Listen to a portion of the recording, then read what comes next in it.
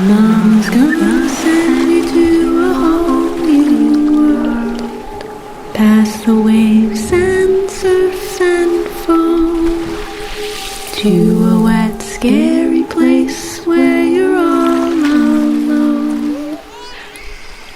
For eons and ages and 1,000 kings, you'll forget who you are and all of your dreams. And if you still remember at the bottom of the sea, a two-headed mama's gonna sing you to sleep, to sleep.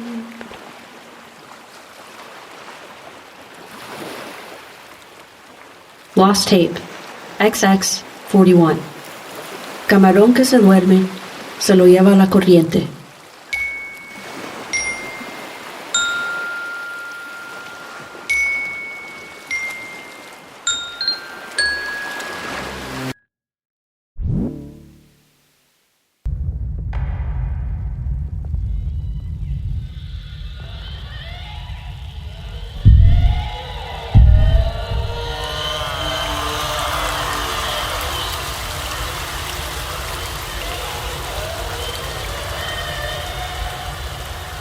Weird. This thing is whirring. But there's no power source? Well, I've seen stranger stuff, I guess. Okay. I am going to talk into you. This recorder contraption. I'm ready for my close-up, Mr. DeMille. I've been documenting all my notes on paper, and a laptop that was most regrettably lost to some sort of chameleon reminiscent of a parade float and a Portuguese man-o-war combined. They dissolved Lucas, a part of him, I mean, but not enough was left to collect any kind of meaningful sample. And I don't like touching teeth. Anyway, the owner of this tape recorder ingested a concoction of Category 11 GC saliva, perhaps mixed with tear secretions from one of the reptiles. I'll state for the record this was of his own accord. He has morphed into a baby drowning in a cube of water. I've seen several subjects ingest the chameleon's body fluids and undergo all kinds of horrific transmutation. But this is by far the most novel. He asked me to sing him a lullaby if it looked like he was having a bad time. So I did. It didn't feel right. No telling if he'll return to normal, so I'm rifling through his journal. I can tell this soldier isn't actually a soldier.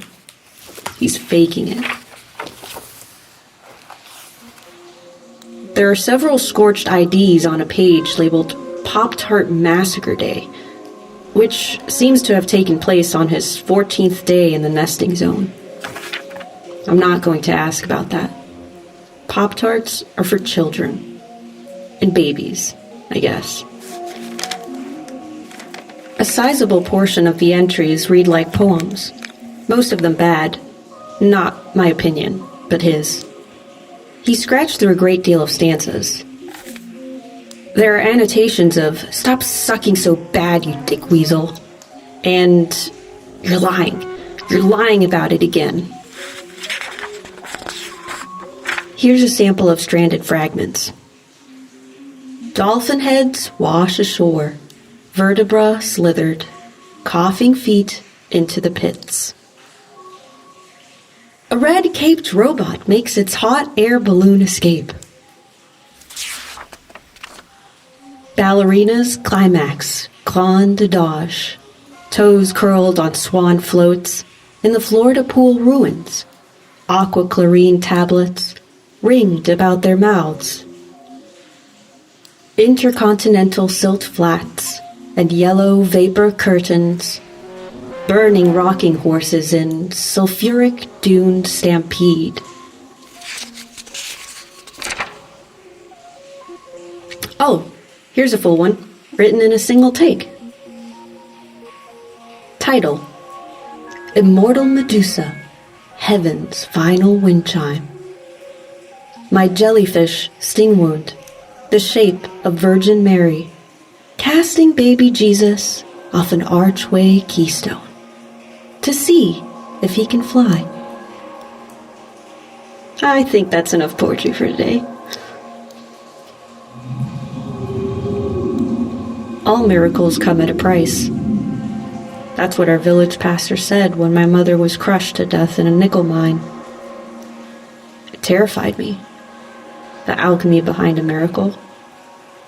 How alone you have to be to witness one. And caves. But caves have been behind every miracle in my life. The most important discovery of my career was found in a cave. And that discovery is now usurped by the megalithic lizard skull I've found in this one. Other than the poems, there are some rune-type scrawlings intermixed with sketches and tableaux of myths that don't exist, except for in here. One features a figure, clad in a ship captain's rain smock, harpoon in hand, standing before an obelisk wreathed in organs, crowned with a cone of eye.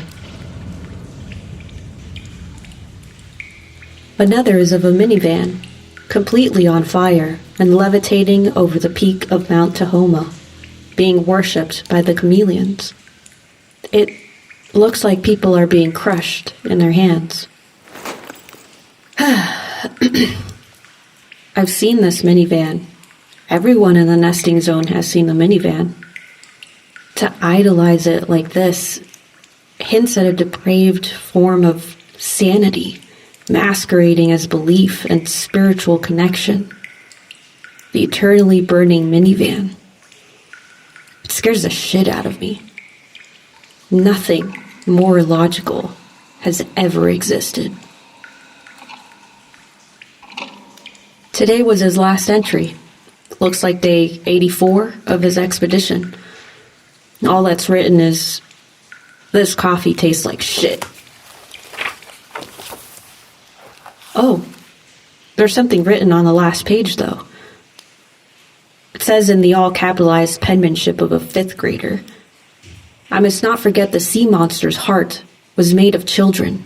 The sea monster's heart was made of children." It just keeps repeating.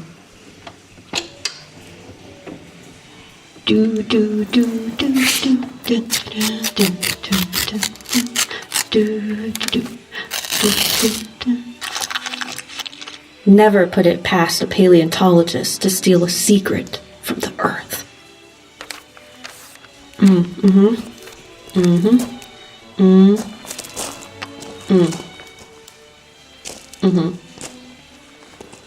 I'll give you, whoever you is, my field notes on the skull I've been studying in this glacier cave. The skull itself measures 6.5 meters long. That's 21.5 feet for you Americans, and extends from the cave floor through the ceiling, making the height currently indeterminable. More on that later. Skull openings include a nasal chamber, eye sockets, but also several temporal and antorbital fenestrae. While reminiscent of archosaur skull apertures, I have a feeling these served a different purpose. I've noted bulges and protrusions that allude to extrasensory organs in live great chameleon specimens, and even external lungs to provide certain brain sectors additional oxygen. I have a field radiocarbon dating kit, but it's useless.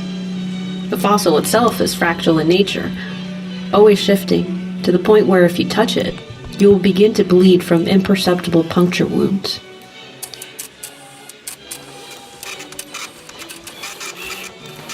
It is a paranormal injury, paranormal fossil, so its true age shall remain a mystery.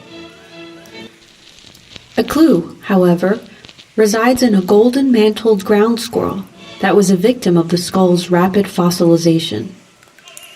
The skull has 4 protrusions spindled from its cranium that reach up and bore through the cave ceiling. I climbed some boulders to inspect them, and the squirrel was pierced by one of the spires, grown straight through its spine, indicative of a rapid geological process. The squirrel was still twitching when I found it. I must have missed the puncture party by a few hours. A final observation on age. There are scattered pockets of what seemed to have been a bone infection that afflicted the organism. They greatly resemble stromatolite formations from the early Precambrian period, one of the earliest forms of life on Earth, dating back over 3 billion years ago. The infection is fanned out from the tip of the interglossal process, the bone that accelerator muscles bind to in order to launch the chameleon's tongue. The tip seems as if it was broken, then fused by the layering of biofilm mats of cyanobacteria that compose the stromatalites.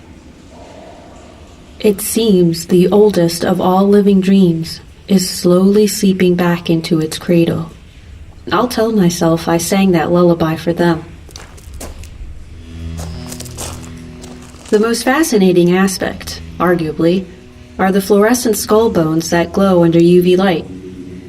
Now, this in itself is not a new discovery. The fluorescent tubercles are a feature of modern chameleons too, one that shows sexual dimorphic traits among several chameleon species. This skull shares the same trait, with a notable addition. There are rune patterns embedded in the skull bumps, which shift and change, like language, playing out in clouds and currents. There's no telling its significance, especially with the chameleon being dead. Perhaps they are genetic artifacts, trapped in the fractal labyrinth of its bone. Maybe its consciousness is still imprinted, or is some form of communication, an idea yet unknown to us. It frightens me that the patterns on this skull match that of the scribblings in the soldier's logbook. I don't want to think too hard about what that means. And now, the grand finale. The goddamn coffee table. The aforementioned spires of bone that extend through the cave ceiling culminate above ground as 4 table legs. Indeed, the skull's apex is a wooden table with a petrified streak of opal running through it, and a coffee mug perpetually steaming. I observed it for 3 hours, with no hint in a temperature change. My earliest memory is a coffee field full of zebras, roaming wild and untamed from some exotic animal exchange gone wrong. My grandfather would walk up to them and shoot them in the back of the neck if he caught them grazing on the plants. I mean, with all the harvest going to the government and 2 ounces of coffee a week rationed per adult, I can't blame him now. But I did then. It felt like executing magicians and fairies. His turn came, though, hoarding coffee for the town. The child-minded neo-regime finding out and shooting him in the head, putting him on top of the throne of zebras and burning them all. Some general gave me a cigar when they were leaving. He told me, "Camarón que se duerme, se lo lleva la corriente." I still have it. The cigar. I can't drink a cortadito without smelling aged tobacco and burning safari life. Anyway, I heard the soldier drink all of the coffee from the mug and smash it.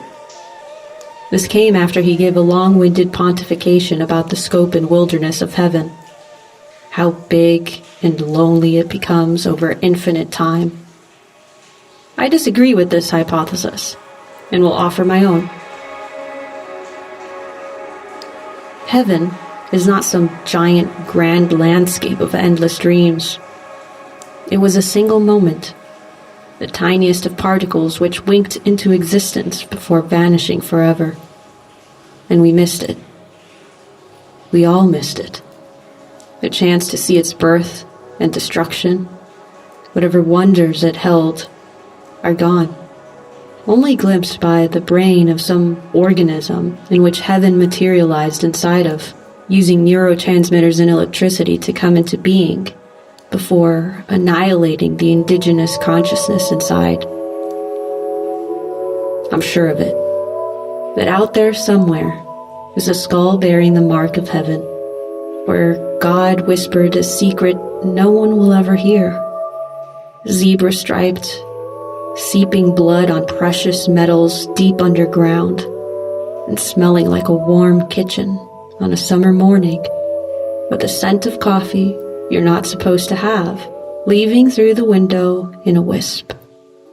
Your family seated at the table, staring beyond the veranda, out at ranges of jungle that never stop rising, where a cenote, hidden by a waterfall, conceals a treasure waiting to be found, pulsing like the heart of a shrimp asleep at sea.